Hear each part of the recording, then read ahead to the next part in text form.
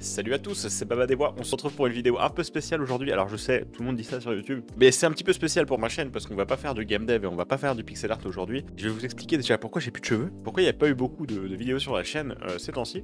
En fait, c'est tout simple, c'est parce qu'il y a eu les 2 ans de ma chaîne Twitch qui ont eu lieu dimanche dernier. Fêter ça et aussi pour fêter les 1000 followers sur la chaîne, et bah, tout simplement on a fait après-midi déconnade et rasage de crâne.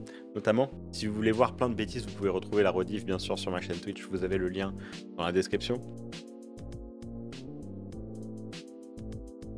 Mais surtout, je fais cette vidéo parce que lors de cet événement, on a sorti le teaser et la page Steam de notre jeu qu'on développe depuis 2 ans et demi qui s'appelle Xion League. Donc ce qu'on va faire, c'est que je vais vous passer le teaser du jeu qu'on a dévoilé lors de cet événement. Puis je vous en parle un petit peu plus en détail après.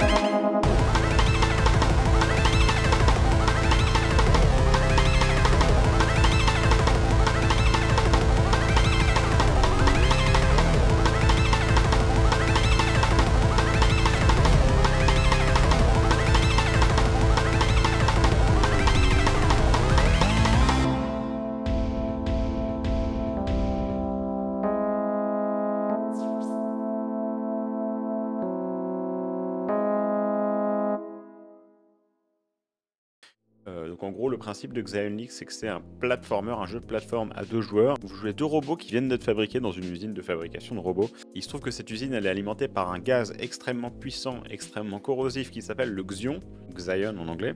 Et que lors d'un événement malencontreux que vous verrez en jeu, une énorme fuite de Xion qui va avoir lieu dans le jeu, et du coup nos 2 compères vont devoir s'enfuir très vite pour éviter de se faire rattraper par ce nuage de gaz qui va tout détruire sur son passage, parce que si vous rattrape, évidemment il va vous faire frire vos circuits et vous allez exploser, vous allez mourir. Je vous mets le lien de la page Steam dans la description.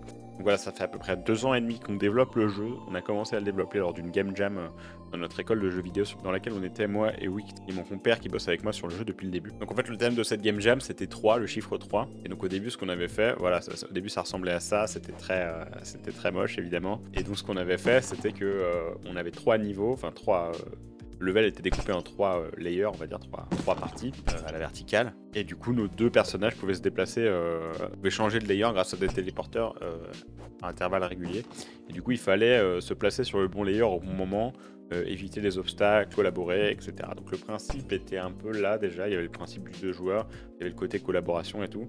On a retiré ce côté... avec les 3 layers et tout qui étaient pour la game jam pour coller au thème, pour se donner plus de liberté en fait au niveau voilà, au niveau game design, au niveau level design, tout ça. Et en fait on a tellement apprécié cette game jam, même si on n'a pas réussi à aller au bout, on n'a pas réussi à finir le jeu complètement lors de la game jam. On a tellement apprécié faire cette game jam et on a tellement aimé le concept du jeu qu'on s'est dit bah, ça serait cool de le développer. Et en fait c'est comme ça qu'est né le projet Xion League, et après coup bah voilà, on a vraiment beaucoup bossé dessus. Wicht lui il est resté à l'école, moi je suis parti pour faire voilà, pour être en indépendant complètement, faire du stream, faire des vidéos, faire du freelance, etc. Mais Wicht il est resté à l'école de jeu, et donc du coup il a souvent utilisé Xion League comme un prétexte un petit peu pour les exercices en cours. On lui demandait de faire un exercice sur tel ou tel sujet, il disait ah ouais je vais le faire mais avec Xion League ça va répondre à la problématique, vous allez voir. Du coup c'est un peu devenu une blague à son école parce qu'il prenait toujours Xion League pour les cours. Et moi de mon côté bah, j'ai pas mal bossé dessus parce que j'avais un peu plus de temps que lui à y consacrer. Et voilà, de fil en aiguille, c'est comme ça qu'on en est arrivé ici. Et maintenant, ça occupe la grosse majorité de mon temps de développer ce jeu. C'est notre premier jeu commercial. On a appris énormément le long du chemin. Au début, c'était assez difficile. On prenait en main le moteur. On était un peu débutant en game dev. On a fait beaucoup d'erreurs. On a recodé pas mal de trucs. Le long du chemin, on est retombé évidemment sur le code qui datait du tout début. On a dû tout entièrement refaire parce que c'était absolument pas gérable. Enfin bref, on a appris beaucoup de choses en le faisant. Que ce soit au niveau code, moi de mon côté au niveau graphisme, mais aussi au niveau gestion de projet, tout ça. C'était vraiment une expérience enrichissante. Maintenant, on en est là. J'ai l'impression qu'on a un process qui s'est quand même vachement professionnalisé. On a maintenant Made with Rov travaille avec nous sur tout ce qui est contenu visuel pour le marketing, la communication, tout ce qui est contenu visuel qui n'est pas dans le jeu en fait. Donc maintenant, on est 3 dans l'équipe. Le projet avance vraiment très bien. Je passe la plupart de mon temps à travailler dessus, comme je vous disais. Je fais pas mal de ce travail en live. Si vous voulez venir nous voir, ça se passe sur ma chaîne Twitch. Encore une fois que je vous mets en description. Évidemment, on a eu moult difficultés aussi pour mettre le jeu sur Steam parce que moi je voulais qu'on fasse le reveal de la page Steam au moment des 2 ans de ma chaîne parce que je savais que c'était là qu'on allait avoir le plus d'audience potentiellement. Et donc du coup, on a un peu tout rushé pour pouvoir faire en sorte d'avoir la page Steam à ce moment-là. Et tout rushé, ça veut dire pour pouvoir avoir une page Steam sur son jeu, déjà il faut avoir une entreprise. Il a fallu créer l'entreprise. Il faut avoir le compte en banque associé à cette entreprise. Donc voilà, il a fallu prendre rendez-vous avec la banque, monter le compte en banque et tout, recevoir les papiers pour le compte en banque, tout ça. Tout ça, ça s'est fait dans les 2 semaines avant, avant la soirée, ce qui est vraiment très court. Hein. Il faut ensuite faire tous les visuels pour la page Steam. Et Steam, il vous demande une quantité vraiment énorme de visuels. Alors, je sais plus combien il y en a, mais il y en a une quinzaine en gros. De visuels à des formats tous différents. Donc c'est plein de visuels qui vont être, par exemple, la bannière de votre page Steam, mais aussi par exemple juste l'icône qu'il y a dans votre bibliothèque quand le jeu est dans votre bibliothèque sur la page Steam, où il y a différentes situations où votre jeu est affiché. Est-ce qu'il est affiché format portrait dans votre bibliothèque? Est-ce qu'il va être en recommandé dans les recommandations quand vous avez un jeu en recommandé dans Steam et tout? Voilà, il y a plein de situations différentes. Vous avez besoin de visuels différents pour Steam, et donc du coup il y a une quinzaine de visuels à peu près, même il y en a même encore un peu plus qui sont optionnels. Il y en a vraiment beaucoup à faire, et donc du coup pour ça Rov il nous a énormément aidé parce qu'il a fait quasiment tous les visuels. On a aussi l'illustration qui a été faite par Dark Flame Master, que j'ai engagé spécialement pour nous faire cette illu. Et voilà, finalement ça s'est vraiment bien goupillé. On a eu la page Steam 3 jours avant la soirée des 2 ans de ma chaîne, donc c'était parfait. L'événement des 2 ans s'est extrêmement bien passé, il y avait beaucoup de monde, les gens étaient très cool, c'était vraiment génial. Si vous voulez, vous avez la rediff, hein, comme je vous ai dit.